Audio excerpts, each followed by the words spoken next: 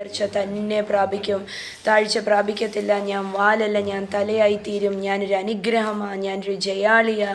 പറഞ്ഞ് ഞാൻ തോറ്റു പോകത്തില്ല, ഞാൻ നശിച്ചു പോകത്തില്ല, ഞാൻ ഇല്ലാതായി പോകത്തില്ല. എല്ലായിടത്തും എല്ലായ്പ്പോഴും ക്രിസ്തുവേശു മുഖാന്തരം എനിക്ക് ജയം ജയം ജയം, പൂർണ്ണ ജയം. സ്തോത്രം. യേശു നല്ലവൻ. യേശു ജീവിക്കുന്നതിനാൽ നാമും ജീവിക്കുന്നു. കർത്താവിന് മുഴുവൻ മഹത്വവും എല്ലാ ആരാധനയും യേശുവിന് മാത്രം. സ്തോത്രം.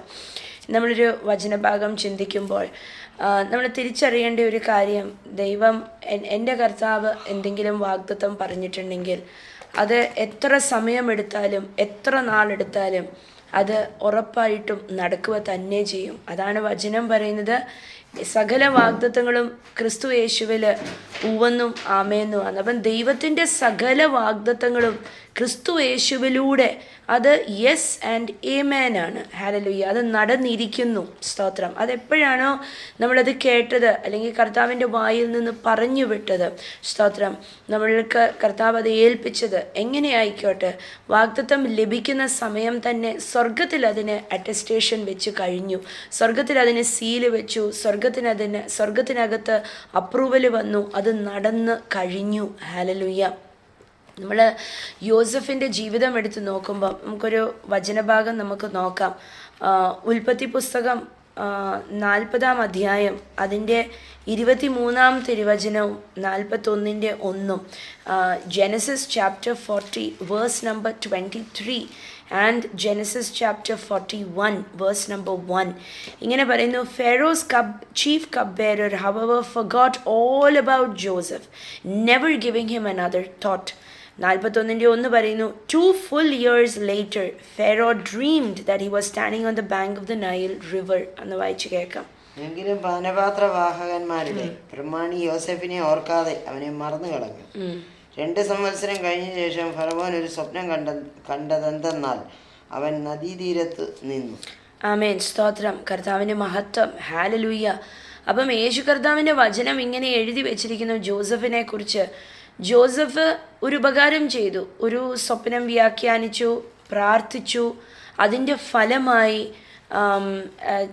ചീഫ് കപ്പ് ബെയറർ, ഫെറവോൻ്റെ കപ്പ് പിടിക്കുന്നവൻ, അതിൻ്റെ പ്രമാണിയായിട്ടുള്ളവൻ, അവൻ ജയിലിൽ കിടക്കുമായിരുന്നു. ജോസഫിൻ്റെ കൂടെ ജോസഫിൻ്റെ ആ സ്വപ്നം, ആ ദർശനം വ്യാഖ്യാനിച്ചു, പ്രാർത്ഥിച്ചു. അതിൻ്റെ ശക്തിയാൽ ഈ മനുഷ്യൻ തിരിച്ചയാളെ ഫെറവോൻ്റെ കൊട്ടാരത്തിൽ ജോലിക്കാക്കി. അയാൾ ഇരുന്ന പൊസിഷനിൽ അയാൾക്ക് തിരിച്ചു ചെന്നു. അയാളെ റിസ്റ്റോർ ചെയ്തു എന്ന് പറഞ്ഞാൽ അയാളുടെ നഷ്ടങ്ങളെല്ലാം നികത്തിയെന്ന്, അയാൾ ജയിലിൽ കിടന്ന ആ കഷ്ടത മാറിയെന്ന്. സ്തോത്രം. എന്നിട്ട് ഇയാൾ പോകുന്നതിന് മുമ്പ് ഇയാൾ ജോസഫിനോട് പറഞ്ഞു, സ്വപ്നം വ്യാഖ്യാനിക്കുന്നതിന് മുമ്പ് പറഞ്ഞു, ഞാൻ നിനക്ക് എന്തും ചെയ്തു തരാം, ഞാൻ നിന്നെ ഓർക്കാം, ഞാൻ നിനക്ക് വേണ്ടി ഞാൻ മധ്യസ്ഥം നിൽക്കാം, ഞാൻ ഫെറവോനോട് പറയാം ഇങ്ങനെ ഒരുത്തൻ കിടപ്പുണ്ട്, അവനെ മറന്ന് കളയല്ല എന്ന് പറയാം. പക്ഷെ വചനം എഴുതി വെച്ചിരിക്കുന്നു, ഇയാൾ യഥാസ്ഥാനപ്പെട്ട് കഴിഞ്ഞപ്പോൾ, ഇയാൾക്ക് റെസ്റ്റോറേഷൻ ഉണ്ടായി കഴിഞ്ഞപ്പോൾ ഇയാൾ മറന്നു കളഞ്ഞു. ഇയാൾ മറന്നുപോയി ജോസഫിനെ.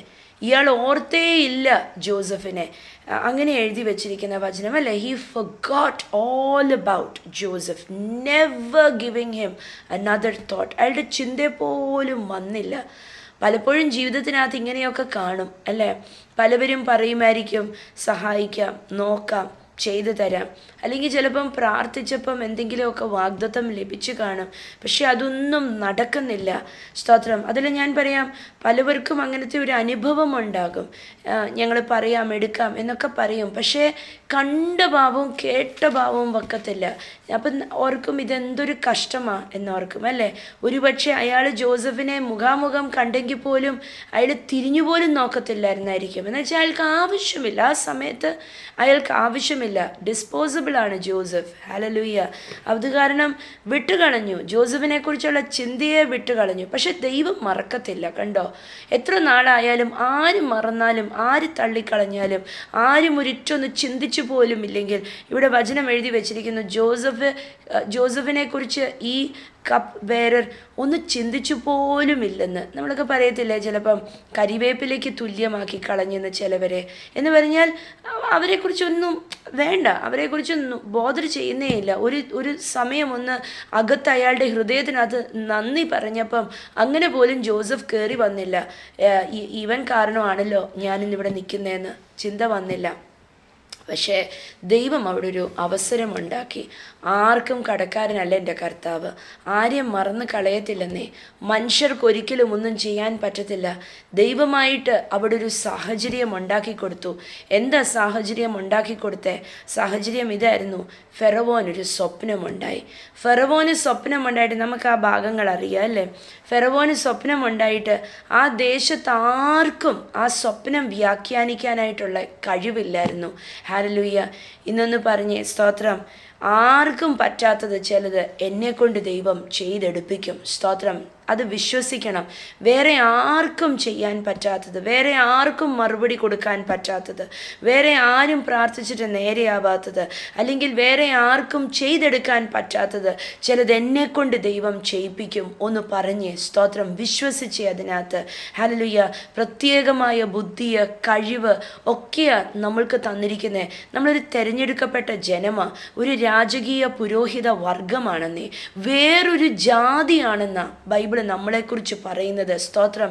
എന്ന് പറഞ്ഞാൽ മറ്റാർക്കുമില്ലാത്ത കഴിവ്, മറ്റാർക്കുമില്ലാത്ത അറിവ്, മറ്റാർക്കുമില്ലാത്ത ബുദ്ധിയും പരിജ്ഞാനവും തീരുമാനമെടുക്കാനുള്ള ശേഷിയും, പ്രാർത്ഥിച്ചാൽ ചിലതൊക്കെ നടക്കുന്ന അത്ഭുത ക്രിയ നമ്മുടെ കയ്യിലുണ്ടെന്നേ. സ്തോത്രം.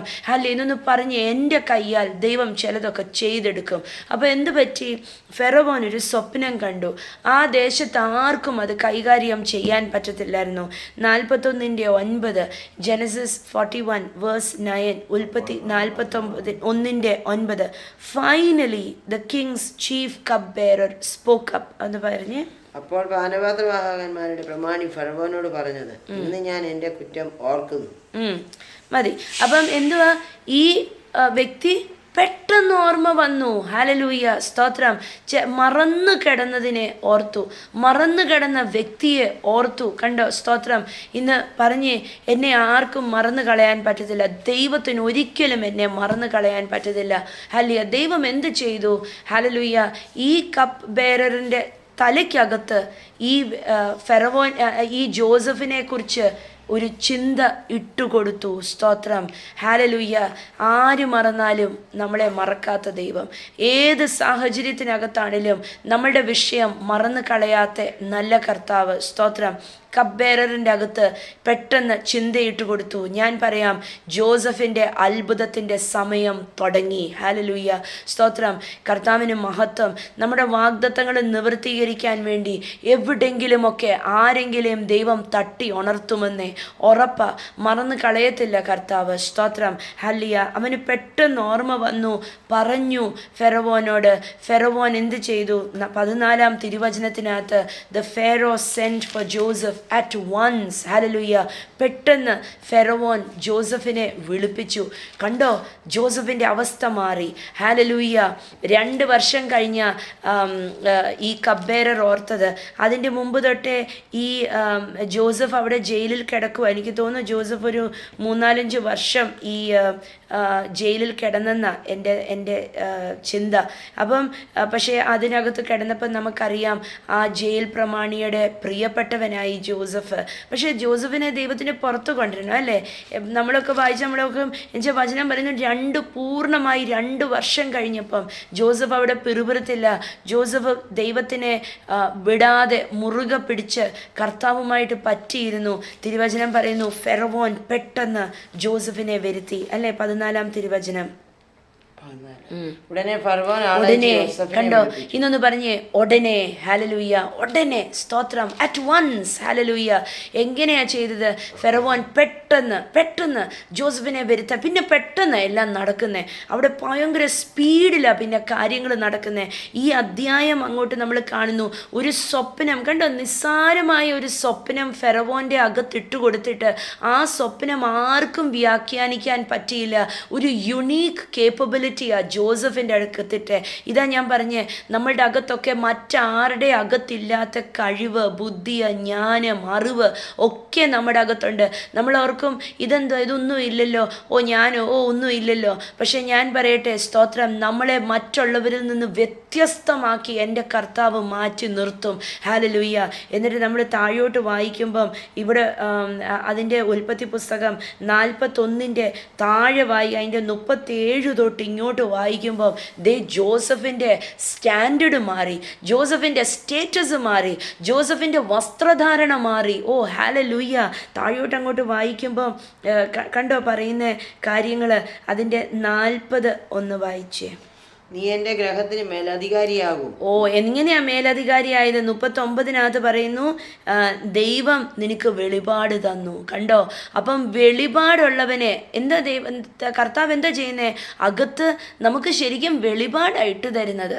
നമ്മൾ ഓരോ വിഷയത്തിനകത്ത് മറുപടി കൊടുക്കുമ്പം, അതിനകത്ത് സൊല്യൂഷൻസ് കൊടുക്കുമ്പം, ചിലതിനകത്തൊക്കെ സംസാരിക്കുമ്പം പല കാര്യങ്ങൾ അല്ലേ, അതിനകത്ത് ശരിക്കും ദൈവിക വെളിപാടാണ് നമുക്ക് തരുന്നത്. ഹല്ലേലൂയ.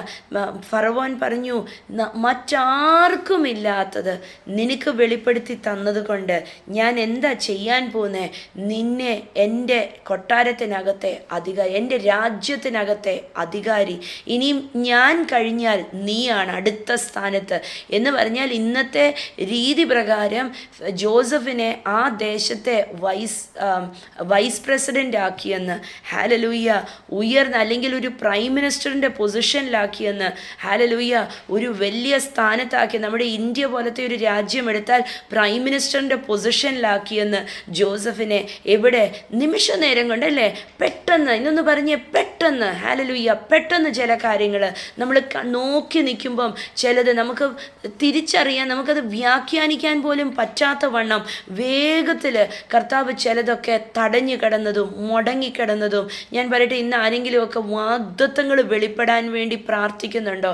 ഞാൻ വീണ്ടും പറയുന്നു, ഭൗതികമല്ല, പക്ഷേ ആത്മീയ തലം. സ്തോത്രം. കർത്താവ് ചിലതൊക്കെ എന്നെ ഏൽപ്പിച്ചിട്ടുണ്ട്. അങ്ങനെയൊക്കെ പറയുന്നവർ, ചില ദൈവവിളി എൻ്റെ മേലുണ്ട്, എന്നോട് ചില കാര്യങ്ങൾ പറഞ്ഞിട്ടുണ്ട്, അത് നടക്കാൻ വേണ്ടി ചിലത് കർത്താവ് പെട്ടെന്ന്. എന്താ സംഭവിച്ചത്? ജോസഫിനെ അങ്ങോട്ട് ഉയർത്തി.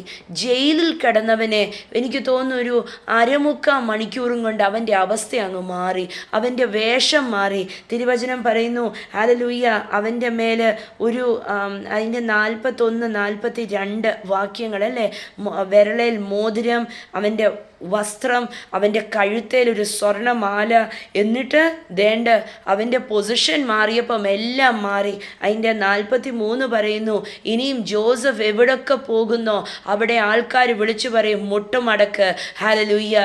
ശത്രുവിൻ്റെ മുമ്പിൽ മേശ ഒരുക്കിയ ദൈവം എന്ത് ചെയ്തു? ശത്രുവിൻ്റെ മുട്ട് ഇവൻ്റെ മുമ്പിൽ മടക്കിപ്പിച്ചു. ഹല്ലേലൂയ. ആരിവനെ ജയിലിനകത്ത് കൊണ്ടിട്ടോ അവരൊക്കെ ഇനിയും ഇവനെ മുട്ടുമടങ്ങണം. സ്തോത്രം. ഹല്ലേലൂയ. നിനക്ക് ചുറ്റിനുമുള്ള ശത്രുവിൽ നിന്ന് നിനക്ക് സമാധാനം തരും എന്ന് ദൈവം പറഞ്ഞിട്ടുണ്ടെങ്കിൽ, വാഗ്ദത്തങ്ങൾ വെളിപ്പെടുമ്പോൾ ഹല്ലേലൂയ, എല്ലാ ശത്രുവും മുട്ടുമടക്കും. അവരുടെ അകത്തേക്ക് ഭയം കയറും. നിന്റെ പൊസിഷൻ മാറും. സ്തോത്രം. നീ ഒരു അത്ഭുതമായി തീരും. നിന്റെ വസ്ത്രധാരണ മാറും, നിന്റെ സംസാരം മാറും, നിന്റെ പൊസിഷൻ മാറും, നിന്റെ പവർ മാറും. ഹല്ലേലൂയ. സകലതും മാറി. ഹല്ലേലൂയ. ആ ദേശത്ത് ഒരു അംഗീകരിക്കുന്ന വ്യക്തിയായി തീർന്നു ജോസഫ്. ഹല്ലേലൂയ. അത്ഭുതമല്ലേ? നടക്കുമോ നമ്മുടെയൊക്കെ ജീവിതത്തിൽ? നടക്കുമെന്നേ. ജോസഫിനോട് ദൈവം വാഗ്ദത്തം പറഞ്ഞത് സ്വപ്നത്തിലൂടെയാ. ദർശനം കണ്ടു ജോസഫ് ദർശനം കണ്ടപ്പോൾ എല്ലാവരും മുട്ടുമടക്കുന്നത് കണ്ടു, കറ്റകളെല്ലാം നമസ്കരിക്കുന്നത് കണ്ടു, സൂര്യനും ചന്ദ്രനും എല്ലാം നക്ഷത്രങ്ങളെല്ലാം അവനെ നമസ്കരിക്കുന്നത് കണ്ടു, എല്ലാം ഇവൻ കണ്ടു. പക്ഷെ അവനോട് ദൈവം വെളിപ്പെടുത്തി കൊടുത്തില്ല, കുഞ്ഞെ നീ ജയിലിനകത്ത് കിടക്കണം, നീ നിനക്കൊരു കുഴിക്കകത്ത് നിന്റെ സഹോദരന്മാർ നിന്നെ കുഴിക്കകത്ത് കൊണ്ടിടും, വെളിപ്പെടുത്തിയില്ല. നീ പോകുന്ന ദേശത്ത് നിന്നെ അടിമയായിട്ട് വിടും, ദൈവം വെളിപ്പെടുത്തിയില്ല. നീ അവിടെ ജയിലിനകത്ത് കിടക്കും, ദൈവം വെളിപ്പെടുത്തിയില്ല. പക്ഷെ ദൈവം എന്താണ് വെളിപ്പെടുത്തിയത്? ഗോൾ വെളിപ്പെടുത്തി. ദൈവത്തിൻ്റെ ഹൃദയത്തിനകത്ത് അവനെക്കുറിച്ചുള്ള പദ്ധതി വെളിപ്പെടുത്തി. ഇടയ്ക്കൂടെ കടന്നു പോകുന്ന ഒന്നും വെളിപ്പെടുത്തിയില്ല. സ്തോത്രം. പക്ഷെ പദ്ധതി വെളിപ്പെടുത്തിയ ദൈവത്തിനറിയാം അവനെ കരുതുവാൻ. ഹല്ലേലൂയ. കരുതുന്ന ദൈവം. സ്തോത്രം. ഹല്ലേലൂയ. കർത്താവിന് മഹത്വം. സ്തോത്രം. ഇന്ന് നമ്മളോടൊക്കെ കർത്താവ് പറഞ്ഞിരിക്കുന്ന വാഗ്ദത്തങ്ങളൊക്കെ ഇതേപോലെ തന്നെയാണ് അല്ലേ? നമ്മളോട് ഒടുവിലുള്ള കാര്യമേ പറഞ്ഞിട്ടുള്ളൂ. നമ്മൾ പലയിടത്തു നിന്നും വാഗ്ദത്തങ്ങൾ കേൾക്കും, പല വാഗ്ദത്തങ്ങളും കേൾക്കും. അതിൻ്റെ ഒടുവിലത്തെ, അതിൻ്റെ ആ ഫൈനൽ ഗോൾ അല്ലെങ്കിൽ ഫൈനൽ ആൻസറാണ് നമ്മൾ കേൾക്കുന്നത്. പക്ഷേ അതിൻ്റെ ഇടയിൽ കൂടെ കടന്നു വരേണ്ട വഴികൾ കർത്താവ് വെളിപ്പെടുത്തത്തില്ല. എന്താണെന്നറിയോ? ആ ഇടയിൽ കൂടെ കടന്നു വരുന്ന വഴികൾ വെളിപ്പെടുത്തിയെങ്കിൽ നമ്മളൊക്കെ ഓടിപ്പോയേനെ. ജോസഫിനോട് ആ വഴിയൊക്കെ വെളിപ്പെടുത്തിയെങ്കിൽ ജോസഫ് പറഞ്ഞേനെ, വേണ്ട, കറ്റകളൊന്നും നമസ്കരിക്കേണ്ട, എന്നെ കൊണ്ട് പറ്റത്തില്ല. പക്ഷെ ജോസഫിനെ ദിനം തോറും ഹല്ലേലൂയ, ജോസഫിനെ സന്തോഷത്തിനകത്ത്, ജോസഫിനെ പ്രാർത്ഥനയ്ക്കകത്ത്, ലക്ഷ്യത്തിനകത്ത് പിടിച്ചു നിർത്തിയത് ദൈവം അവൻ്റെ ഹൃദയത്തിനകത്ത് ഇട്ട സ്വപ്നമാ. എന്താന്ന് വെച്ചാൽ അവസാനം ഇങ്ങനെയായിരിക്കും എന്നിട്ട് കൊടുത്ത സ്വപ്നം. ആ സ്വപ്നത്തിനകത്തേക്ക് അവൻ ഓടിക്കേറി. ഇന്ന് ഞാൻ പറയട്ടെ, കർത്താവ് എന്തെങ്കിലും വാഗ്ദത്തങ്ങൾ ഏൽപ്പിച്ചിട്ടുണ്ടെങ്കിൽ അതിൻ്റെ ഇടയ്ക്കുള്ള വഴികളൊന്നും നോക്കണ്ട. ആ വഴിയൊക്കെ ചിലപ്പം വളഞ്ഞതും പൊളഞ്ഞതും, അത് കല്ലുകൊണ്ട് നിറഞ്ഞതും കുഴി കൊണ്ട് നിറഞ്ഞതും ഒക്കെ ആയിരിക്കും. ഭയങ്കര ബുദ്ധിമുട്ടായിരിക്കും ആ വഴിയിൽ കൂടെ ഒക്കെ ജീവിതമായ വണ്ടി ഓടിച്ചുകൊണ്ട് പോകാൻ. പക്ഷെ ഞാൻ പറയട്ടെ, ലക്ഷ്യം എന്താണോ കർത്താവ് വെച്ചിരിക്കുന്നത് അതിലേക്ക് ഫോക്കസ് ചെയ്ത് ഓടുമ്പോൾ നിമിഷ നേരം കൊണ്ട് അത്ഭുതങ്ങൾ സംഭവിക്കും. ജോസഫിൻ്റെ ജീവിതത്തിനകത്ത് നമ്മളൊന്ന് ചിന്തിച്ചാൽ ഈ അധ്യായം 40 ഒടുവിൽ വരെയും വരുമ്പം 23 വരെയും വരുമ്പം ഇങ്ങനെയൊന്ന് ചിന്തിക്കും, അയ്യോ കഷ്ടം ജോസഫിൻ്റെ അവസ്ഥ, അവനെ ആരും ഓർത്തില്ലല്ലോ. ഞാനിങ്ങനെ ഇത് വായിച്ചപ്പോൾ ഒക്കെ ഞാൻ ഓർത്തു, എന്ത് കഷ്ടമാ കർത്താവ്. ഇങ്ങനെ തന്നെയല്ലേ ജീവിതത്തിനകത്തും പല ഉപകാരങ്ങളും നമ്മൾ ചെയ്തു കൊടുക്കുന്നത്. ചിലപ്പം ചിലവർക്കൊക്കെ വേണ്ടി പ്രാർത്ഥിച്ചതായിരിക്കും, അവരൊക്കെ നമ്മളെ മറന്നു കളയും. സ്തോത്രം. ആർക്കെങ്കിലും വേണ്ടി ഒരു ഉപകാരം ചെയ്തെങ്കിൽ അവരൊക്കെ മറന്നു കളയും. മനുഷ്യരിൽ നിന്നൊന്നും പ്രതീക്ഷിക്കാനില്ല. പക്ഷേ ഇതൊക്കെ ഇത്രയും വരെയും വായിച്ചപ്പോൾ ഞാൻ പലവട്ടം ഓർത്തിട്ടുണ്ട്, പാവം ജോസഫ്, എന്തൊരു കഷ്ടമാണ്. പക്ഷേ ദൈവം പെട്ടെന്ന് പ്രവർത്തിക്കുന്നത് അല്ലേ? കർത്താവിന് ഒറ്റ നിമിഷം മതിയെന്നേ. പ്രിയപ്പെട്ടവരെ, ഞാൻ പറയട്ടെ, നമ്മുടെ വാഗ്ദത്തങ്ങൾ വെളിപ്പെടാൻ, നമ്മളുടെ ഇപ്പോഴത്തെ അവസ്ഥയ്ക്കകത്തു നിന്നൊന്ന് മുന്നേറാൻ എൻ്റെ കർത്താവിന് നിമിഷ നേരം മതി. സ്തോത്രം. ഹല്ലേലൂയ. എൻ്റെ കർത്താവിനൊന്നും എത്ര താമസിച്ചാലും ഹല്ലേലൂയ. പത്രോസിൻ്റെ ലേഖനത്തിനകത്ത് 2 പത്രോസിൻ്റെ ലേഖനം 3-ാം അധ്യായം അതിൻ്റെ 9-ാം തിരുവചനത്തിനകത്ത് ഹല്ലേലൂയ, അതിൻ്റെ 8ഉം 9ഉം വാക്യങ്ങൾക്കകത്ത് പത്രോസ് എഴുതി വച്ചിരിക്കുന്നു. എന്താണ് നമ്മൾ മറക്കാതിരിക്കേണ്ടത്? ഒരു ദിവസം ദൈവത്തിന് 1000 വർഷങ്ങൾ പോലെയും 1000 വർഷങ്ങൾ ദൈവത്തിന് ഒരു ദിവസം പോലെയുമാണെന്ന്. ഹല്ലേലൂയ. എൻ്റെ കർത്താവ് റെസ്റ്റോറേഷൻ ചെയ്യുമ്പോൾ, എൻ്റെ കർത്താവ് യഥാസ്ഥാനപ്പെടുത്തുമ്പോൾ നഷ്ടപ്പെട്ടു പോയതിൻ്റെ 4 ഇരട്ടി മടക്കി തന്നേ യഥാസ്ഥാനപ്പെടുത്തത്തുള്ളൂ അല്ലേ? ജോസഫിൻ്റെ ജീവിതം ഒന്ന് നോക്കിക്കേ. ജയിലിനകത്ത് കിടന്നതും കുഴിക്കകത്ത് കിടന്നതും നാണക്കേട് ഏറ്റതും അല്ലേ? ജോസഫിനോട് ചോദിച്ചാൽ ജോസഫ് പറയും, മാനനഷ്ടമുണ്ടായി, ധനനഷ്ടമുണ്ടായി, എല്ലാം, ആരോഗ്യ നഷ്ടം എല്ലാം ഉണ്ടായി. പക്ഷേ ഹല്ലേലൂയ, ജോസഫിനെ പുറത്ത് ദൈവം ഇറക്കിക്കൊണ്ടെന്നപ്പോൾ സ്തോത്രം, അവന് നഷ്ടപ്പെട്ടു പോയതിൻ്റെ ഞാൻ പറയാം 10,000 ഇരട്ടി അവന് മടക്കി കൊടുത്തു. സ്തോത്രം. കർത്താവിനെ വിശ്വസ്തയോടെ സേവിച്ച ജോസഫിൻ്റെ മുമ്പിൽ ദൈവം വിശ്വസ്തത കാണിച്ചെങ്കിൽ ഇന്ന് പരിശുദ്ധാത്മാവിനെ പേറിക്കൊണ്ട് നടക്കുന്ന നമ്മൾ, പ്രിയപ്പെട്ട മക്കളെന്നുള്ള പദവിയിലിരിക്കുന്ന നമ്മളുടെ ഓരോരുത്തരുടെയും ജീവിതത്തിനകത്ത് ദൈവം എത്ര അതിശയമായി, എത്ര അത്ഭുതമായി റെസ്റ്റോറേഷൻ നടത്തുമ്പോൾ സകലതും മടക്കി തന്ന് റെസ്റ്റോർ ചെയ്യും. ഹല്ലേലൂയ. കർത്താവിന് മഹത്വം. അപ്പം ഒന്ന് വായിച്ച് 8-9, 2 പത്രോസ് 3:8-9. എന്നാൽ പ്രിയമുള്ളവരെ, കർത്താവിന് ഒരു ദിവസം 1000 സംവത്സരം പോലെയും 1000 സംവത്സരം ഒരു ദിവസം പോലെയും ഇരിക്കുന്നു എന്ന കാര്യം നിങ്ങൾ മറക്കരുത്. ചിലർ താമസം എന്ന് വിചാരിക്കുന്നത് പോലെ കർത്താവ് തന്റെ വാഗ്ദാനം പ്രവർത്തിക്കാൻ താമസം മതി. ഹല്ലേലൂയ. കർത്താവിന് എൻ്റെ ദൈവത്തിൻ്റെ വായിൽ നിന്ന് ഒരു വാഗ്ദത്തം പറഞ്ഞിട്ടുണ്ട്, ഒരു വാക്ക് പറഞ്ഞിട്ടുണ്ടെങ്കിൽ അത് നമ്മൾ പറയും, അയ്യോ എന്താ കർത്താവെ വൈകുന്നേ. പക്ഷെ കർത്താവിൻ്റെ സന്നിധിയിൽ വൈകിയിട്ടില്ല. ഹല്ലേലൂയ. എൻ്റെ ദൈവത്തിന് 1000 ദിവസങ്ങളെ ഒരു ദിവസം പോലെ ആക്കാൻ പറ്റും. എന്ന് പറഞ്ഞാൽ 1000 ദിവസം നഷ്ടപ്പെട്ടു പോയിട്ടുണ്ടെങ്കിൽ അത് ഒറ്റ നിമിഷം കൊണ്ട് കർത്താവിന് അതും അതിൻ്റെ അപ്പുറവും മടക്കി തരാൻ സാധിക്കും. ഹല്ലേലൂയ. എബ്രായരുടെ ലേഖനം 6-ാം അധ്യായം അതിൻ്റെ 12-ാം തിരുവചനം, ഹീബ്രൂസ് ചാപ്റ്റർ 6 വേഴ്സ് നമ്പർ 12, വചനം ഇങ്ങനെ പറയുന്നു. എന്ന് വായിച്ച്, instead you will follow the example of those who are going to inherit God's promises because of their faith and endurance. എന്ന് വായിച്ച്, അങ്ങനെ നിങ്ങൾ മന്ദതയുള്ളവരാകാതെ വിശ്വാസത്താലും ദീർഘക്ഷമയാലും വാഗ്ദാനങ്ങളെ അവകാശമാക്കുക. വിശ്വാസത്താലും ദീർഘക്ഷമയാലും, ഇന്നൊന്ന് പറഞ്ഞ്, വിശ്വാസത്താലും ദീർഘക്ഷമയാലും വാഗ്ദാനങ്ങളെ അവകാശമാക്കുന്ന. സ്തോത്രം. ഹല്ലേലൂയ. അപ്പൊ എങ്ങനെയാ ഈ അവകാശങ്ങളൊക്കെ എൻ്റെ സ്വന്തമാക്കുന്നത്? With faith and endurance. Hallelujah. വിശ്വാസത്താലും ദീർഘക്ഷമയാലും. ഹല്ലേലൂയ. ജോസഫിന് ഉണ്ടായിരുന്നു അല്ലേ? ജോസഫിന് വിശ്വാസം ഉണ്ടായിരുന്നു, ദീർഘക്ഷമയുണ്ടായിരുന്നു. അത് കാരണം ദൈവം ഏൽപ്പിച്ച വാഗ്ദത്തം എന്താ? കുഞ്ഞു പ്രായത്തിൽ ഏൽപ്പിച്ചതാ. ആ വാഗ്ദത്തം ഹല്ലേലൂയ നാളുകൾ കഴിഞ്ഞ്, എനിക്ക് തോന്നുന്നൊരു 10-17 വയസ്സുള്ളപ്പോഴാ, 16-17 വയസ്സുള്ളപ്പം ദൈവം ഏൽപ്പിച്ച വാഗ്ദത്തമാണ്. 40-45 വയസ്സായി ഈ പ്രധാനമന്ത്രിയായി ആ ദേശത്ത് വാഴാൻ തുടങ്ങിയപ്പം എത്ര നാളെടുത്തു അല്ലേ? ഒരു 10-20 വർഷം, 18 വർഷം, 20 വർഷത്തോളം. പക്ഷേ ദൈവം മറന്നോ? ഹല്ലേലൂയ. മറക്കത്തില്ലെന്നേ. ദൈവം തിരിച്ചു കൊടുത്തപ്പം അത്രയും നാളത്തെ നിരാശയും എല്ലാം മറന്നു പോകുന്ന വണ്ണം തിരിച്ചു കൊടുത്തു. ജോസഫിൻ്റെ ക്വാളിറ്റി നോക്കിയാൽ ജോസഫിന് വിശ്വാസവും ദീർഘക്ഷമയും ഉണ്ടായിരുന്നു. ഹല്ലേലൂയ. ഇന്ന് കർത്താവിൻ്റെ സന്നിധിയിൽ വാഗ്ദത്തങ്ങൾ വൈകി എന്ന് പറഞ്ഞ് പിറുപിറുക്കല്ല്. ഇന്ന് പറയണം, ജോസഫിനെ അനുഗ്രഹിച്ചതിനപ്പുറമായി എന്നെ അനുഗ്രഹിക്കും. നമ്മളെ അനുഗ്രഹിച്ചിട്ടുണ്ട് ഓൾറെഡി. ഹല്ലേലൂയ. ഓൾറെഡി അനുഗ്രഹങ്ങൾ നമ്മുടെ കയ്യിൽ ലഭിച്ചിട്ടുണ്ട്. അതെല്ലാം വെളിപ്പെടാനായിട്ടുള്ള താമസം മാത്രമേ ഉള്ളൂ. വിശ്വാസം നഷ്ടപ്പെടാതെ, പ്രത്യാശ കൈവിടാതെ, ദീർഘക്ഷമയോടെ വിശ്വസിച്ച്, ഹല്ലേലൂയ, മറക്കല്ലേ, 1000 ദിവസങ്ങൾ കർത്താവിന് ഒരു ദിവസം പോലെയാ. എൻ്റെ ദൈവം റിസ്റ്റോർ ചെയ്യുമ്പോൾ സകലതും മറന്നു പോകുന്ന വണ്ണം റിസ്റ്റോർ ചെയ്യും. റിസ്റ്റോർ ചെയ്യുമ്പോൾ പെട്ടെന്നാ റിസ്റ്റോർ ചെയ്യുന്നേ. ഇന്നൊന്ന് പറയണം, പെട്ടെന്നാ ഞാൻ എൻ്റെ വാഗ്ദത്തത്തിനകത്തേക്ക് കയറുന്നേ. എൻ്റെ വാഗ്ദാനങ്ങൾ പെട്ടെന്നാ എനിക്ക് ലഭിക്കാൻ പോകുന്നേ. സ്തോത്രം. ഹല്ലേലൂയ. അത് കണ്ണു മുമ്പിൽ കാണുക തന്നെ ചെയ്യും. എൻ്റെ ദൈവം മറക്കത്തില്ല. എൻ്റെ ദൈവം വൈകിക്കളയത്തില്ല. തക്ക സമയത്ത് കർത്താവ് പ്രവർത്തിക്കും. സ്തോത്രം. നമ്മൾ ഒറ്റ കാര്യം ചെയ്താൽ മതി.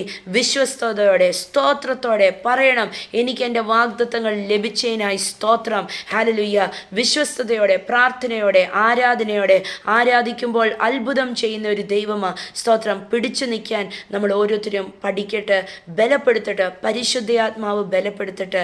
കർത്താവേ, ഇന്ന് പ്രാർത്ഥിക്കുന്നു, വാഗ്ദാനങ്ങൾ ലഭിച്ചവര്, ദൈവത്തിൻ്റെ കയ്യിൽ നിന്ന് പല വാഗ്ദത്തങ്ങൾ ലഭിച്ചവര്, ഇതുവരെയായിട്ടും പലതും വെളിപ്പെട്ടിട്ടില്ല എന്ന് പറഞ്ഞ് സങ്കടത്തോടെ നിൽക്കുന്നവർ കാണും. കർത്താവേ, യേശുവിൻ്റെ നാമത്തിൽ വാഗ്ദത്തങ്ങൾ വെളിപ്പെടുന്നതിനായി സ്തോത്രം. മറന്നു കളയാതെ, ആരെയും മറന്നു കളയാതെ, ഉപേക്ഷിച്ച് കളയാതെ, ഹല്ലേലൂയ, ആ വാഗ്ദത്തങ്ങൾ ലഭിക്കുന്നതിൻ്റെ നടുവിലുള്ള വിഷയങ്ങളെ കൈകാര്യം ചെയ്യുവാൻ അധിക ശക്തിയും ബലവും അങ്ങ് ഉയരത്തിൽ നിന്ന് പകർന്നിരിക്കുന്നതിനായി സ്തോത്രം. പരിശുദ്ധാത്മാവ് ബലപ്പെടുത്തണം. വാഗ്ദാനങ്ങൾക്കകത്തേക്ക് കാല് വെക്കുന്ന ദിവസങ്ങളായിരിക്കട്ടെ. യേശുവിൻ്റെ നാമത്തിൽ വിശ്വാസത്താൽ വാഗ്ദാനങ്ങൾ ലഭിച്ചിരിക്കുന്നതിനായി സ്തോത്രം. അനുഗ്രഹിക്കുന്നു യേശുവിൻ നാമത്തിൽ തന്നെ. ആമേൻ. സ്തോത്രം.